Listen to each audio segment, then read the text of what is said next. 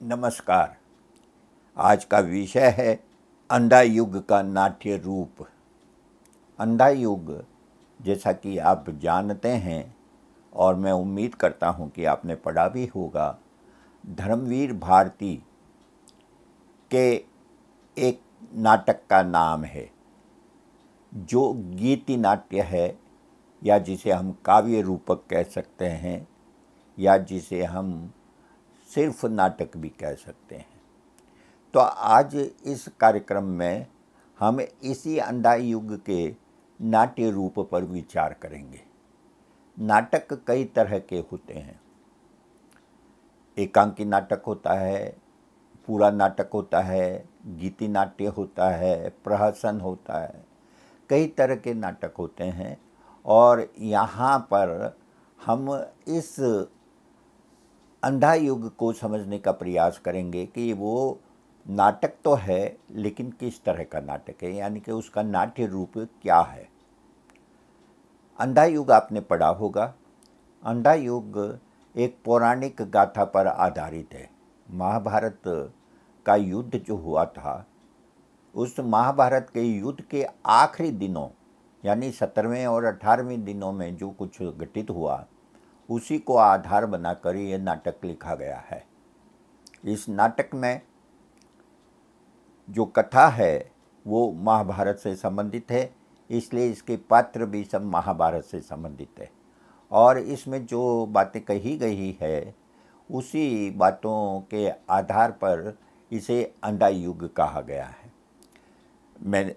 आपने अंधा युग से संबंधित दूसरे कार्यक्रम भी देखे होंगे, वीडियो कार्यक्रम, तो आपने महसूस किया होगा कि ये एक पौराणिक कथा पर, यानी कि महाभारत की कथा पर आधारित नाटक जरूर है, लेकिन इसका संबंध हमारे वर्तमान विश्व से भी है, भारत से भी है और दुनिया से भी है।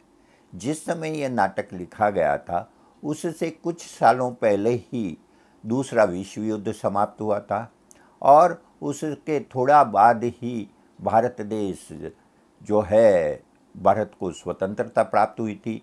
लेकिन इस स्वतंत्रता की कीमत जो है देश के विभाजन के रूप में चुकानी पड़ी। भारत के दो टुकड़े हो गए, हिंदुस्तान और पाकिस्तान। लाखों लोग एक जगह से दूसरी जगह विस्थापित हुए, दंगे हुए, उसमें काफ़ी लोग मारे गए। तो ये दो मुख्य घटनाएं जो महाभारत की इस नाटक की पृष्ठभूमि में है, वो आधुनिक समय में, हमारे मौजूदा समय में घटित दो बहुत महत्वपूर्ण घटनाओं को उन्होंने प्रेरणा के रूप में ग्रहण किया, और उसके बाद उन्होंने ये नाटक लिखा। और नाटक लिखा उन्होंने गीति नाट्य के रूप में। इसलिए जब आप इस नाटक को पढ़ें तो केवल उसे महाभारत की कथा के रूप में ही न पढ़ें, यह भी समझने का प्रयास करें कि इस नाटक के माध्यम से दरअसल वो हमारे मौजूदा समय की जो समस्याएं हैं, राजनीतिक, सामाजिक, वैचारिक, सांस्कृतिक, उन समस्याओं को भी एक तरह से इस कथा के माध्यम से प्रस्तुत कर रहे हैं। लेकिन इस वीडियो कार्यक्रम में हम इन सब पहलुओं पर विस्तार से विचार नहीं करेंगे। उसमें इन पक्षों पर दूसरे कार्यक्रमों में विचार हो चुका है। यहाँ पर हम इसे नाट्य रूप के तौर पर इसकी क्या विशिष्टताएं हैं, इसे ठीक ठीक क्या कहा जाना चाहिए, उस पर हम अपने को केंद्रित करेंगे और उसी पर विचार करेंगे। अंधा युग के अंदर धर्मवीर भारती ने एक भूमिका लिखी है। बहुत लंबी भूमिका नहीं है, बहुत छोटी सी भूमिका है, लेकिन इस भूमिका में वे खुद इस नाटक को कई रूपों में प्रस्तुत करते हैं। जैसे एक जगह वो कहते हैं कि इस दृश्य काव्य में जिन समस्याओं को उठाया गया है, इसका मतलब है कि उनकी दृष्टि में अंधा युग एक दृश्य काव्य है। आप जानते हैं कि काव्य को दो भागों में विभाजित किया जाता है, एक दृश्य काव्य और एक श्रव्य काव्य। दृश्य काव्य उन्हें कहते हैं जिसका आनंद, जिसका आस्वादन हम देख कर लेते हैं, और श्रव्य काव्य का मतलब है कि वह काव्य जिसका आनंद या जिसका आस्वाद जो है हम सुनकर लेते हैं या पढ़ कर लेते हैं, तो इसे उन्होंने दृश्य काव्य कहा। निश्चित रूप से नाटक दृश्य काव्य के अंतर्गत आता है, गीति नाट्य हो तो भी वो दृश्य काव्य के अंतर्गत आएगा। और इसलिए धर्मवीर भारती का ये कहना बिल्कुल सही है कि यह एक दृश्य काव्य है। क्या है? यह एक दृश्य काव्य है, और इस बात को आप ध्यान रखें। लेकिन एक और जगह पर इसी भूमिका में धर्मवीर भारती कहते हैं कि इस लंबे नाटक में छंद बदलते रहना आवश्यक हुआ। यानी कि दृश्य काव्य तो है, लेकिन ये पूर्ण नाटक भी है, लंबा नाटक है। आप जानते हैं कि ये 5 अंकों में विभाजित नाटक है, और 5 अंकों में विभाजित नाटक जो होता है वो एक तरह से पूर्ण नाटक कहा जा सकता है। हालांकि आजकल जो नाटक लिखे जा रहे हैं, जो पूर्ण नाटक होते हैं, यानी कि लंबे नाटक होते हैं, जिसको खेलने की अवधि 1.5-2 घंटे तक हो सकती है, वो ज़रूरी नहीं है कि उसमें अंक और दृश्य परिवर्तन हो। अंक और दृश्य परिवर्तन की जो पुरानी पद्धति है वो अब नाटकों में प्राय समाप्त हो गई है, और उसका कारण यह है कि अब ऐसे बहुत सारे संसाधन आ गए हैं, ऐसे बहुत सारे तरीके आ गए हैं, जिसके कारण नाटक की कथा के बीच में अंतराल देने की आवश्यकता नहीं है। और अंतराल देने की, यानी कि उसको बीच में से रोकने की आवश्यकता नहीं है, और पर्दा गिराकर फिर उसमें कुछ परिवर्तन करने की आवश्यकता नहीं है। तो इस कारण से ये लंबा नाटक निश्चित रूप से है, और पुरानी पद्धति के अनुसार ये 5 अंकों में भी विभाजित है। क्योंकि ये एक प्रयोगशील नाटक है, इसलिए इसमें पुरानी पद्धति और नए रूप दोनों का समावेश हम इसे देख सकते हैं। एक और जगह पर इसी भूमिका में वो कहते हैं धर्मवीर भारती कि वह न केवल इन गीति नाट्यों वरन समस्त नई कविता के प्रभावोत्पादक पाठ की अमित संभावनाओं की ओर संकेत करता है। अब आप देखिए कि यहाँ पर 2 बातें वो कह रहे हैं। नंबर 1, वो ये कह रहे हैं कि ये गीति नाट्य है, न केवल इन गीति नाट्यों, यानी कि इसे अंधा युग को वो गीति नाट्य के अंतर्गत लाते हैं। गीति नाट्य का क्या मतलब है? काव्य रूपक, काव्य नाटक और गीति नाटक, इनमें कोई खास फर्क नहीं है। खास बात यह है कि जो रचना गीतों के रूप में, जिसके संवाद गीतों के रूप में हो, वो गीति नाट्य है। इसके संवाद आप देखेंगे कि एक साथ गीतात्मक भी है और छंद मुक्त भी है, छंद भी है और छंद मुक्त भी है। अगर आप इसे नई कविता की तरह पढ़ें तो आपको ये छंद मुक्त कविता की तरह लगेगा, लेकिन अगर नाटक में इसका प्रयोग किया जाए इन संवादों का, तो आप देखेंगे कि इसे छंदबद्ध गीतों की तरह भी प्रयोग किया जा सकता है, और इस रूप में एक साथ वह दोनों पद्धतियों का इस्तेमाल करती है। मैं आपको इसके 1-2 अंश पढ़कर सुनाता हूँ, जिसे आप समझ सकते हैं कि ये किस तरह से गीति नाट्य और काव्य दोनों हैं, छंदबद्ध भी है और छंद मुक्त भी है। जैसे शुरुआती अंश, जो पहला अंक है, उसी का ये देखिए अंश। यह अजब युद्ध है, नहीं किसी की भी जय, दोनों पक्षों को खोना ही खोना है, अंधों से शोभित था युग का सिंहासन, दोनों ही पक्षों में विवेक ही हारा, दोनों ही पक्षों में जीता अंधापन, भय का अंधापन, ममता का अंधापन, अधिकारों का अंधापन जीत गया, जो कुछ सुंदर था, शुभ था, कोमलतम था, वह हार गया, द्वापर युग बीत गया। आप देखेंगे कि ये जो अंश मैंने आपके सामने पढ़ा, इस अंश में छंद की है, आप इसे छंद की तरह पढ़ सकते हैं। और जब ये खिला गया नाटक, तो जो अभिनेता थे उन्होंने इसे छंदों की तरह ही पढ़ा। लेकिन अगर आप इसे कविता की तरह पढ़ें, खास तौर पर नई कविता, जिसका कि एक धर्मवीर भारती नई कविता के एक प्रमुख कवि थे, तो उस तरह से पढ़ें तो आपको नई कविता का आस्वादन भी इसमें मिलेगा। तो इस तरह से धर्मवीर भारती जो है वो एक बहुत ही प्रयोगशील ये नाटक हमारे सामने प्रस्तुत कर रहे थे, जो एक साथ काव्य भी था और नाटक भी था, गीति नाट्य भी था और दृश्य काव्य तो था ही, क्योंकि नाटक जो है दृश्य काव्य के अंतर्गत आता है। तो ये कुछ प्रमुख बातें हैं। अब ध्यान देने की बात है कि इससे क्या अंधा युग को हम केवल नाटक माने या इसे कविता के तौर पर काव्य के रूप में भी शामिल कर सकते हैं। दरअसल अंधा युग को दोनों विधाओं में शामिल किया गया है। अंधा युग को नाटक भी कहा गया है और अंधा युग को काव्य भी कहा गया है।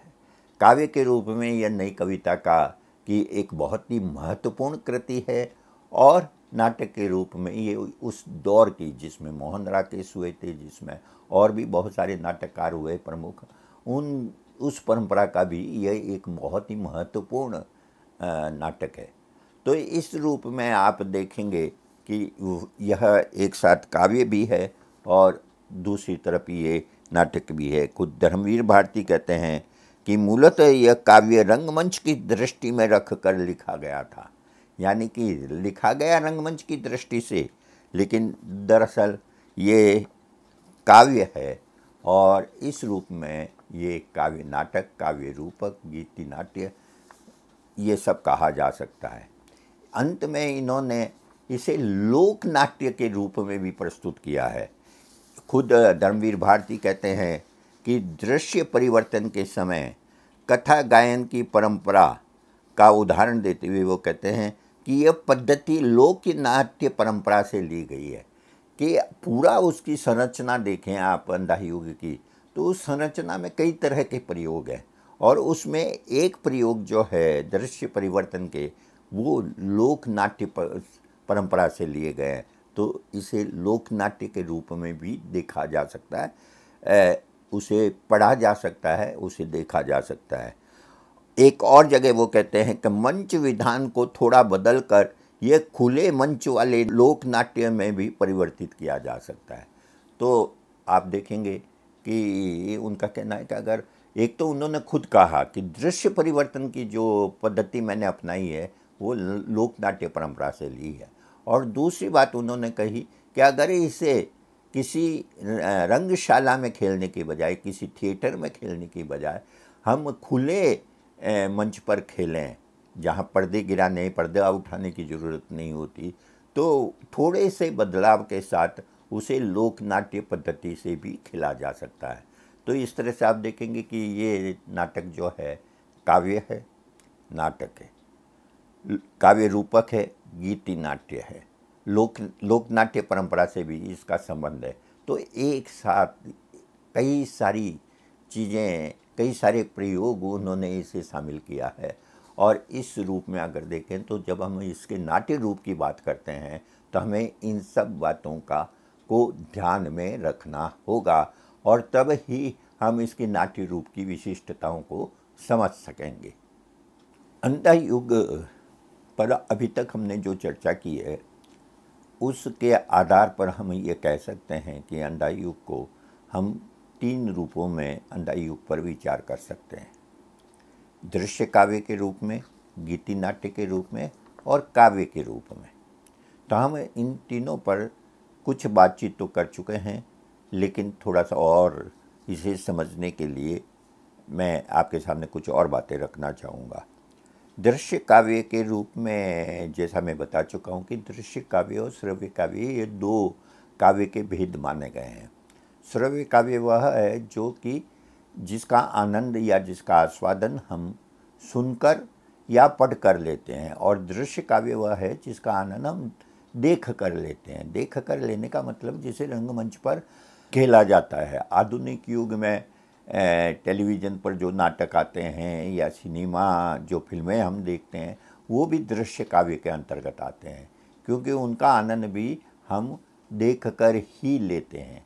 तो इसे इस रूप में ये दृश्य काव्य है क्योंकि ये नाटक के रूप में लिखा गया है और इसे खेला जाना है। ठीक है, तो ये बुनियादी चीज़ है। और नाटक के रूप में लिखा गया है, ये इसकी पूरी संरचना से समझ सकते हैं। जैसा मैंने बताया कि ये नाटक रूप में कैसे है, ये 5 अंकों में विभाजित है।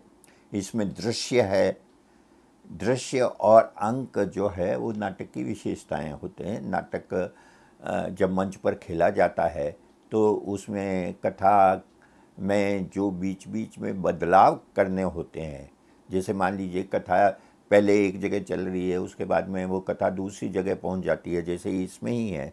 इसमें कथा धृतराष्ट्र के दरबार में भी चलती है, युद्ध में भी चलती है, कई जगह पर कथा चलती है। तो अगर नाटक खेला जाना है तो निश्चित रूप से उसको इसके अनुसार उसमें कुछ ऐसे प्रयोग करने पड़ेंगे जिससे कि नाटक के प्रवाह में बाधा ना हो। अगर धृतराष्ट्र का दरबार है तो धृतराष्ट्र के दरबार को युद्ध का मैदान नहीं बताया जा सकता। अगर युद्ध का मैदान है तो उसे जंगल नहीं बताया जा सकता, और अगर जंगल है तो उसे शिविर नहीं बताया जा सकता। तो इस तरह से आप देखेंगे कि ये जो अलग अलग स्थान हैं, उन अलग अलग स्थानों के अनुसार रंगमंच की साज सज्जा में परिवर्तन करना होता है। इसी तरह से एक दृश्य में या एक अंक में कहानी जिस समय चल रही होती है, दूसरे दृश्य में वह समय बदल जाता है, वो समय नहीं होता है, समय कोई और होता है, और तीसरे दृश्य में समय और कोई होता है। तो इस तरह से देश और काल में ये जो परिवर्तन होते हैं, इसका भी ध्यान रखना होता है।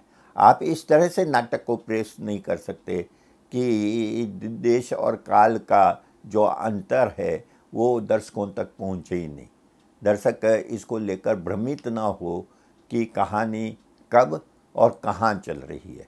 तो इसके लिए अगर इस दृष्टि से देखें तो ये दृश्य काव्य इस रूप में भी है क्योंकि ये नाटक के रूप में लिखा गया है, और नाटक की तरह इसमें हम देखते हैं कि उन्होंने धर्मवीर भारती ने इसे अंकों में और दृश्यों में विभाजित करके प्रस्तुत किया है ताकि कथा का जो प्रभाव है उसमें किसी तरह का अवरोध उत्पन्न न हो। दूसरी चीज़ जो है वो है गीति नाट्य के रूप में। नाटक आमतौर पर संवाद जो होते हैं नाटक के वो गद्य में होते हैं, बोलचाल की भाषा में होते हैं।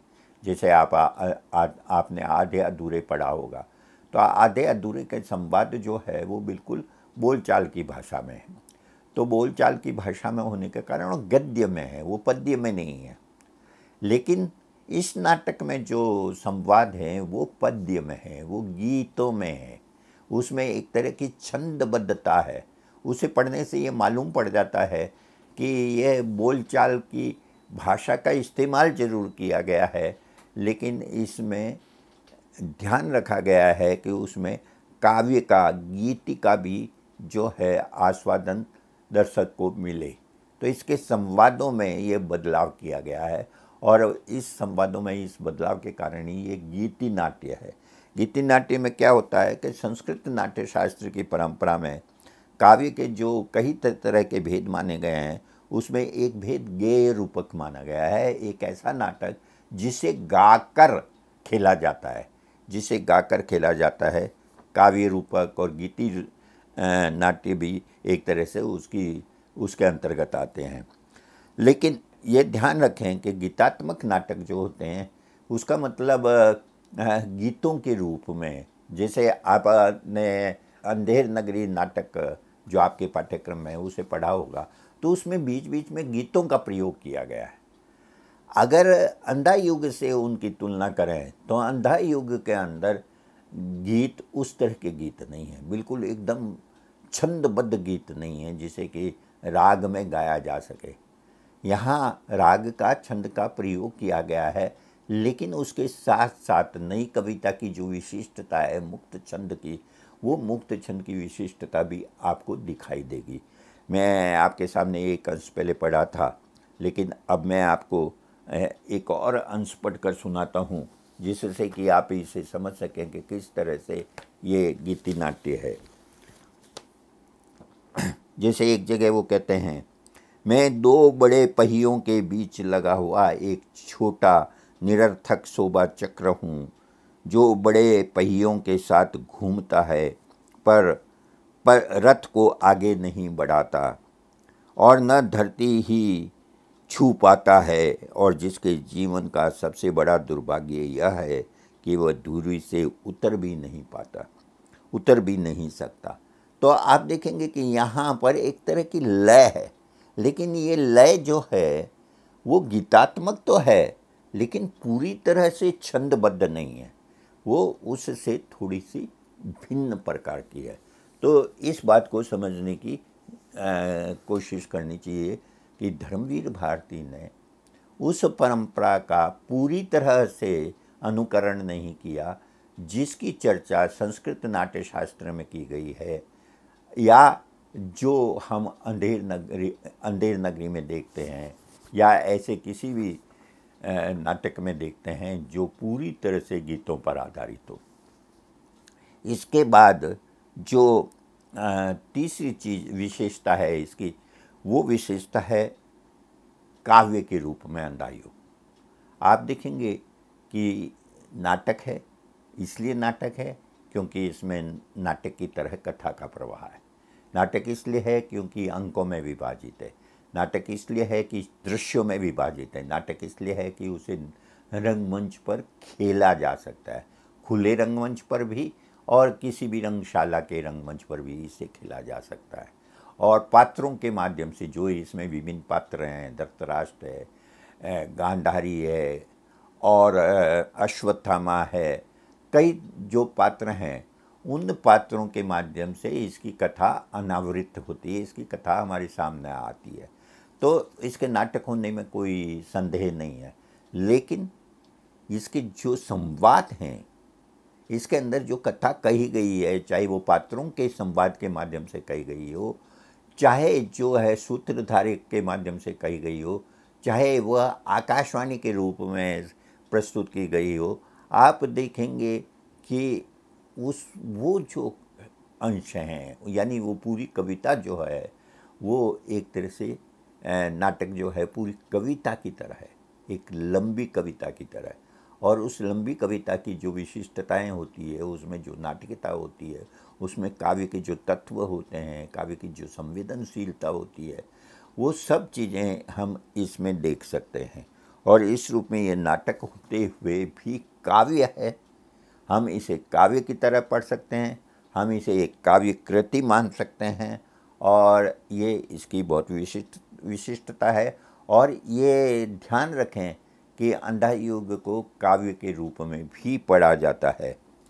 दूसरी चीज़ यह है कि धर्मवीर भारती नई कविता के कवि थे, तो नई कविता के कवि की जो विशिष्टताएं होती है, अपनी युग की कविता की जो विशिष्टता है, जो उनकी अपनी काव्य की जो विशिष्टता है, वो भी हमें दिखाई देती है। अगर हम इस दृष्टि से देखें तो मैं किस तरह से ये एक बहुत प्रभावशाली कविता है, मैं आपको एक अंश पढ़कर सुनाता हूँ। इसमें वो प्रसंग आता है कि किस तरह से अश्वत्थामा जो है प्रतिशोध की भावना से प्रेरित होकर पांडवों के शिविर पर हमला करता है और एक महाविनाश की आशंका पैदा हो जाती है। तो इसको उन्होंने प्रतीकात्मक रूप में लिया है हिरोशिमा और नागासाकी पर गिराए गए एटम बमों से। और जब एटम बम गिरते हैं तो कितना विनाश होता है, ये हम सब जानते हैं, और इसी को उन्होंने यहाँ पर प्रस्तुत किया है।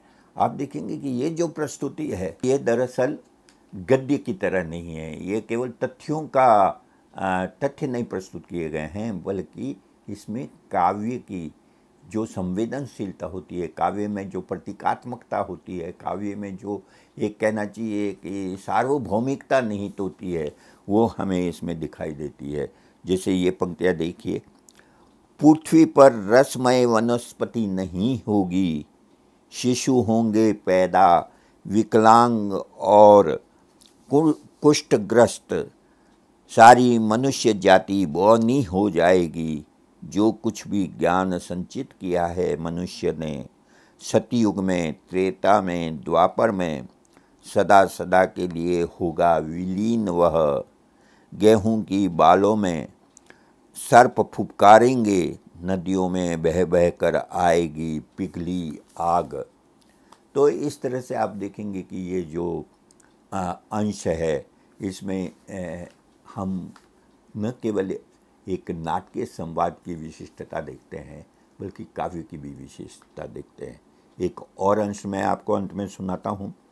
यह युग एक अंधा समुद्र है, बाएं चारों ओर से पहाड़ों से घिरा हुआ और दर्रों से और गुफाओं से उमड़ते हुए भयानक तूफान चारों ओर से उसे मथ रहे हैं और उस बहाव में मंथन है, गति है, किंतु नदी की तरह सीधी नहीं बल्कि नागलोक के किसी पत्थर में सैकड़ों कैंचुल चढ़े अंधे सांप एक दूसरे से लिपटे हुए आगे पीछे ऊपर नीचे टेढ़े मेढ़े रेंग रहे हों, उसी तरह सैकड़ों धाराएं उपधाराएं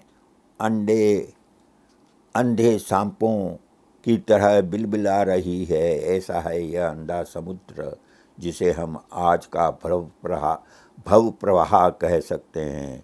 और कुछ एक सफ़ेद कैंचुल ऊपर तैर आए हैं सफ़ेद पट्टियों की तरह। ये पट्टियाँ गांधारी की आँखों पर है, सैनिकों के जख्मों पर है। तो इस तरह से आप देखेंगे कि ये जो पूरी कविता पूरा नाटक है, ये नाटक है, काव्य है, दृश्य काव्य है, गीति नाट्य है। तो इतने विशिष्टताओं के साथ में ये अंधा युग हमारे सामने आता है और इसी रूप में इसके नाट्य रूप की विशेषताओं को हम समझ सकते हैं। धन्यवाद।